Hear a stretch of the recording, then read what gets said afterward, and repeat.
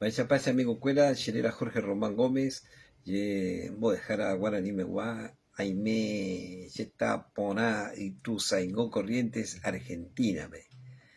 En estos días, faltan muy pocos días para que en el Paraguay nuevamente los queridos hermanos paraguayos vuelvan a elegir a las personas que van a guiar al país, que van a administrar los bienes del país para el pueblo.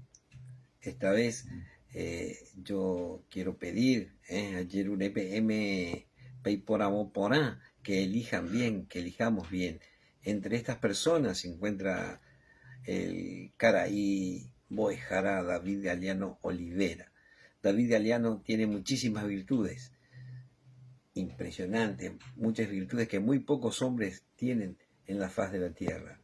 Él es muy leal, leal a sus hermanos paraguayos, leal al pueblo, leal a su familia, a sus amigos. Eso significa que una persona leal es incorruptible. Él también tiene grandes ideales, ideales muy fuertes. Él no se va a doblegar para cumplir los objetivos y cumplir con sus ideales. Eso es muy importante también.